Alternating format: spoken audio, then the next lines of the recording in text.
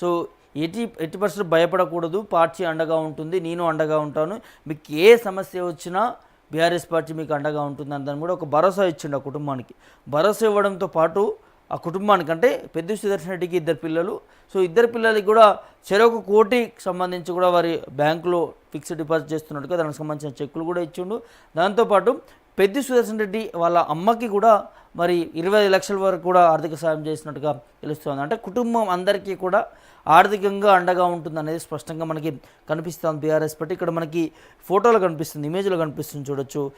సుదర్శన్ రెడ్డి కుటుంబ సభ్యులకు కూడా చెక్కును అందజేస్తున్నటువంటి కేసీఆర్ అంటూ కూడా ఇక్కడ సుదర్శన్ రెడ్డి భార్య, తన కొడుకు, కూతురు, వాళ్ళమ్మ, సో మొత్తం కుటుంబానికి అంతా కూడా మరి ఫిక్స్డ్ డిపాజిట్ చేసే విధంగా 2,20,00,000 వరకు కూడా ఆర్థిక సాయం చేసిన పరిస్థితి కనిపిస్తూ ఉంది.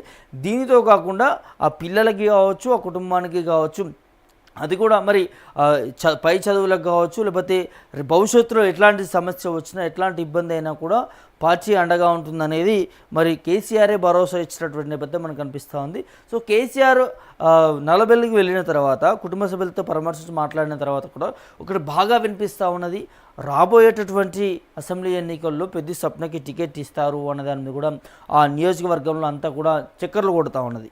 పెద్ద స్వప్నకే నర్సంపేట బీఆర్ఎస్ పార్టీ నుంచి కూడా మరి టికెట్ ఇవ్వబోతున్నారు, బీఫామ్ అనేది. ఇట్లాంటి సందర్భాల్లో మాట్లాడకూడదు, కానీ అక్కడ ఉన్నటువంటి చర్చ జరుగుతూ ఉంది కాబట్టి నేను చెప్పే ప్రయత్నం చేస్తూ ఉన్నా.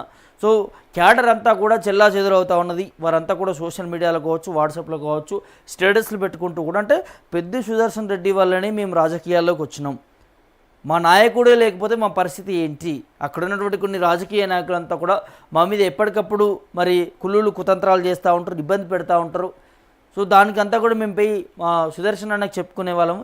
ఇప్పుడు అట్లాంటి పెద్ద దిక్కును కోల్పోయింది, ఒక నియోజకవర్గ పెద్ద దిక్కును కోల్పోయింది, మరి ఇంకా మేము ఎవరికి చెప్పుకోవాలి ఏందనేది ఒక క్యాడర్ అంతా కూడా గందరగోళంలో ఉన్నది. పెద్ద సుదర్శన్ రెడ్డిని చూసి కూడా చాలా వరకు ఆదర్శంగా రాజకీయాల్లోకి వచ్చిన వాళ్ళు ఉన్నారు.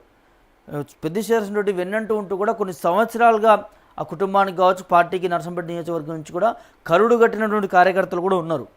మరి అట్లాంటి వారికి బలమైన క్యాడర్ మళ్ళీ తీసుకురావాలి, బలమైన నేతగా ఉండాలంటే మరి ఎవరిని తీసుకొస్తారు ఏందని కూడా భవిష్యత్తులో చూడాల్సిన అవసరం ఉంటుంది. కేసీఆర్ అక్కడికి వచ్చినాక భరోసా ఇచ్చిన తర్వాత, కుటుంబాన్ని పరామర్శించిన తర్వాత కూడా సో మరి ఈ టికెట్కి సంబంధించి కూడా ఒక చర్చ మరి దారి తీస్తున్న పరిస్థితి కనిపిస్తూ ఉన్నది. సో మరి రానున్నటువంటి భవిష్యత్తులో అసెంబ్లీ ఎన్నికలకు సంబంధించి 2028 సంబంధించి కూడా నర్సంపేటలో బీఆర్ఎస్ అభ్యర్థిగా కూడా మరి పెద్ద స్వప్నాన్ని, పెద్ద భార్యని మరి అక్కడ నిలబెట్టేటటువంటి పరిస్థితి కనిపిస్తుంది అనేది ఒక చర్చ నడుస్తూ ఉన్నది. సో ఏది ఏమైనప్పటికీ కూడా ఒక పార్టీ, ఒక అధినేత తను నడుచుకోవాల్సినటువంటి వ్యవహార తీరుగానే నడుచుకుంటూ ఆ పార్టీకి అండగా ఉంటూ ఎల్లవేళలా సో మరి కొంత సపోర్ట్ చేస్తూ ఉన్నట్టు ఆర్థికంగా కావచ్చు, లేకపోతే ఏ విధంగానైనా కూడా పార్టీకి అండగా ఉంటామంటూ కూడా ఒక భరోసా ఇస్తున్నటువంటి పరిస్థితి కనిపిస్తూ ఉంది.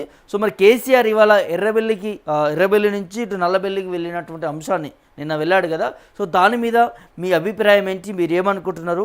సో గతం నుంచి కూడా పెద్ద సుదర్శన్ రెడ్డికి సంబంధించి, కేసీఆర్ సంబంధించి కొన్ని రీల్స్ సోషల్ మీడియాలో మనం చూస్తూ ఉన్నాం, కనీటి పరమాత్మ అవుతా ఉన్నారు చాలామంది. అవి చూసి కూడా గతంలో కేసీఆర్ మాట్లాడినటువంటి నర్సంపేట నియోజకవర్గంలో పర్యటించినప్పుడు పెద్ద బిడ్డ అంటూ కూడా తను మాట్లాడడం, అదేవిధంగా కేసీఆర్ నాకు తండ్రి లాంటి వాడు, దేవుడు లాంటి వాడు అంటూ కూడా పెద్ద సుదర్శన్ రెడ్డి మాట్లాడినట్టు మాటలంతా కూడా సోషల్ మీడియాలో చక్కర్లు కొడతా ఉన్నది. సో ఈ వీడియో చూస్తున్నటువంటి మీరందరూ కూడా కేసీఆర్ అక్కడ వెళ్ళడాన్ని ఎలా చూస్తున్నారు ఏంటి అనేదాన్ని మీ అభిప్రాయాన్ని కామెంట్ రూపంలో తెలియజేయండి. ఓకే, పంపి ఇది